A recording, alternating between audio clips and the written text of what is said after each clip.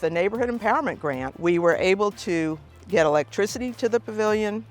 We were able to get the stone wall repaired that's historic back there. We were able to get the shed. Inside the shed are all the tables and chairs, all the lighting equipment, the fire pit, orchard ladder, everything we needed to get this event space ready for activities. Ivanhoe's project for the Neighborhood Empowerment Grant was to, one, address some crime and safety concerns, and two, to create an opportunity for youth to get involved in leadership and in their community. This initiative took the partnership of a number of individuals. Of course, first the City of Kansas City providing that funding to Ivanhoe Neighborhood Council. We have here some youth interns. That was an important component of our project, and so we of course couldn't do that without them. We are so grateful for the Neighborhood Empowerment Grant. It not only allowed us to restore a work of art, but it allowed us to put in a handrail, a badly needed handrail, which gave residents of the west side accessibility to the park, which is at the top. I've seen multiple iterations of the mural, and so it's been great to see that now it's a new iteration, but it still honors the history. This would not have been possible without the Empowerment Grant. About a year and a half ago, we knew nothing about this project, and a member of the city who lives in our neighborhood brought it to our attention.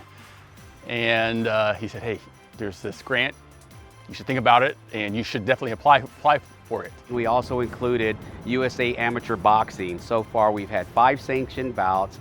We've got kids that are coming up from the open category to the novice category, and now we have 7 kids that are getting ready to go to the nationals. Here we're bringing Kansas and Missouri together. 2 cities divided by the river, 2 cities that historically had gang violence. Now they're participating in boxing. We have been working for several years on violence prevention in our neighborhood.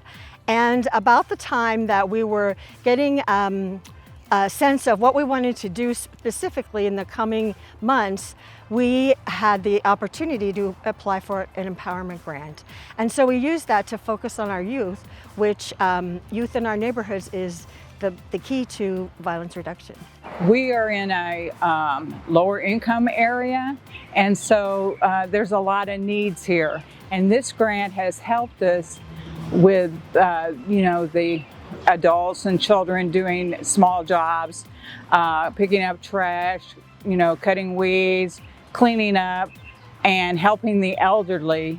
We wouldn't have been able to do any of those things without the Empowerment Grant. These cameras not only have cameras to capture the photographic evidence, they have license plate readers as well. It's part of a plan to increase safety and security for our residents. We coupled the NEG grant with a much larger grant from the Missouri Department of Conservation. We are fortunate to be the part of the first effort ever for the Missouri Department of Conservation to give money directly to a neighborhood association. The Empowerment Grant has really empowered our neighborhood to really get together. Bristol Park gets together a lot throughout the year. For instance, early this month we do a 4th of July bike parade where the kids do a bike parade throughout the neighborhood, and this is home base for that. So this is where the parade starts, this is where the parade ends. So it really gives us an opportunity to get together as a neighborhood. With the Neighbor Empowerment Grant, with us building raised beds there and growing food, berries, nuts, and the produce, we want the women from Sheffield Place and their children to come in here. We want them to connect with nature.